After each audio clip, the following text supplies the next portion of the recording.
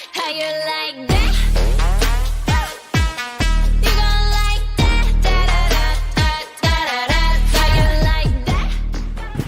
Assalamualaikum warahmatullahi wabarakatuh. Nama saya Farida Ingat Vanilla, NIM 1732884, kelas Popular Culture B. Today I'm going to discuss about popular culture in daily activity. In this section, I will take an example K-pop group, boy band or girl band or something like entertainment. And then I will analyze it to Marxism and the Frankfurt School, and there is a mode of production and also the theory of commodity fetishism. Siapa sih zaman sekarang yang nggak kenal K-pop ya kan? Termasuk saya juga.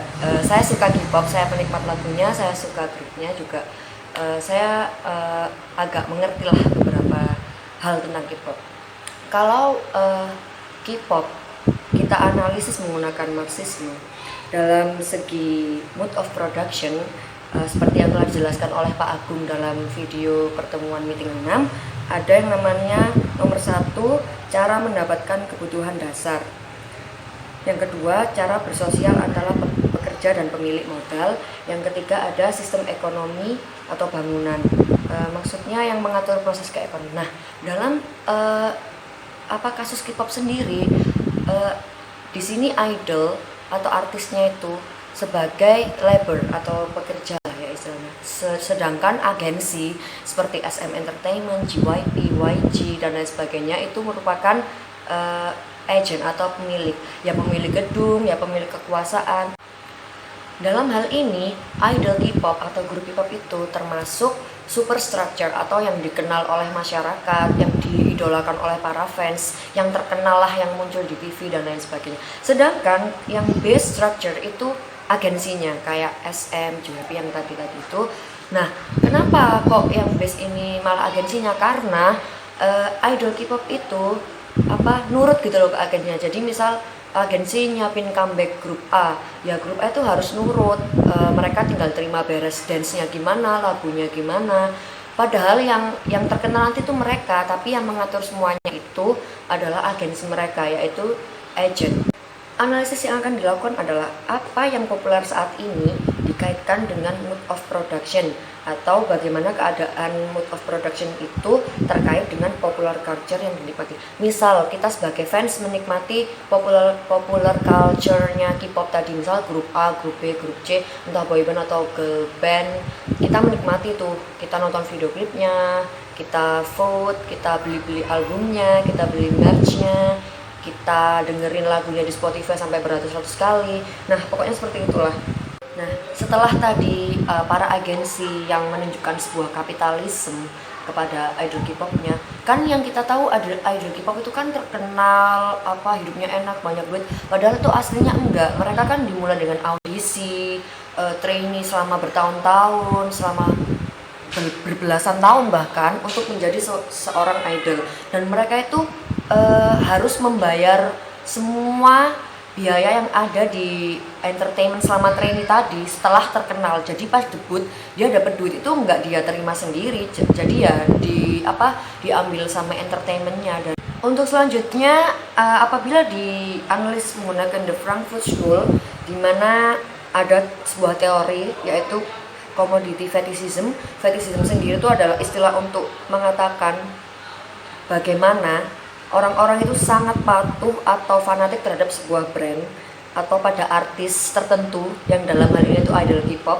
yang diidolakan oleh para fans, entah itu fans biasa atau fans fanatik, pokoknya yang mengidolakan mereka, dan mereka tidak menggunakan akal sehat. Misal contoh lah, saya sendiri lah, saya fans sebuah grup, lalu saya melihat artisnya tuh sebagai brand ambassador-nya kosmetik, majalah atau sepatu. Contohnya Sulgi Red Velvet yang sebagai brand ambassador-nya Converse, Irene Red Velvet sebagai brand ambassador-nya Prada sama Chanel EXO. Ada juga Kim Yerim membernya Red Velvet juga sebagai brand ambassador-nya April Skin. yang skincare gitu. Ada juga beberapa lah artis idol K-pop itu yang menjadi brand ambassador tertentu, dan itu produknya tuh langsung terjual sold out cepat gitu, belum sampai beberapa hari itu langsung produknya sold out, karena di sana tuh ada kayak merchandise-nya, kayak ada photocard yang ada tanda tangannya artisnya, ada juga stiker, ada juga majalah yang ada gambar-gambar idolnya. Ya sekarang kalau namanya fans ya pasti dibelilah yang apa, idolku pakai apa ya aku mau beli dong biar sama kayak idol aku, biar aku pakai produk yang mereka iklanin. Dalam penjelasan Pak Agung minggu lalu dijelaskan bahwa dengan munculnya fetitism terhadap munculnya barang yang dijual itu membuat kapitalisme itu mengeksploitasi terhadap uang konsumennya. Nah sekarang simpel aja, kayak fans K-pop misal ada idolnya debut atau comeback, mereka kan pasti bakal ditawarin album, merchandise, terus sama perintilan-perintilan gitu yang harganya tuh nggak murah, mahal. Ya katakanlah 300.000 ke atas lah, sampai berjuta-juta itu ada. Dan mereka tuh membeli untuk sebagai tanda mensupport idol mereka. Dan juga ada cara lain, yaitu ada juga yang streaming YouTube sampai idolnya tuh video klipnya trending. Ada juga yang dengerin di Apple Music atau Spotify selama beratus-ratus kali dalam sehari, biar lagu idolnya tuh nomor 1 di mana-mana, di timeline mana-mana. Terus ada juga cara fans melakukan fetishism itu juga dengan cara ngevote idol mereka di aplikasi vote idol gitu, supaya menang jadi artist of the year, song of the year, dan lain sebagainya. Tapi yang identik dengan community fetishism itu yang fansnya ini membeli album, membeli merch. Apakah dikatakan fans kalau nggak beli album? Ya mereka tuh kayak insecure gitu biasanya. Kamu ini fans apa? Fans macam apa sih? Kok nggak beli album? Kok nggak beli merchandise? Kok nggak beli produk-produk yang kamu pakai idol? Nggak semua fans seperti itu ya. Nah bagi agensi K-pop yang kapitalis tadi, mereka itu mencoba menciptakan false need. Mereka kan yang punya kuasa akan idol mereka ya, tapi mereka yang dapat duit banyak gitu loh. Mereka yang ngambil untung sebanyak-banyaknya dari penjualan album, dari penjualan dari tayangan YouTube yang bermiliar, beratus juta itu viewersnya. Tapi idol K-popnya itu cuman nggak dapat apa-apa kalau dibilang. Mereka tuh cuman sebagai product of entertainment ya, kalau boleh saya bilang, karena mereka tuh bener-bener nggak dapat uang kalau utang mereka pas training itu belum terbayar. Nah saya sendiri juga mengalami atau melakukan fetishism. Salah satunya saya membeli sebuah album dari idol grup Red Velvet kesukaan saya. Ini yang lagunya Psycho yang terkenal menjadi Song of the Year. Ya saya beli ini karena bukan untuk mensupport aja sih, karena suka, terus juga nanti di masa depan bisa dijual lagi dan harganya masih mahal. Jadi ya untuk albumnya sendiri ya isinya ada kaset, ada photobook, ada kayak perintilan gini, ada tanda tangannya, ada photocard, ada postcard.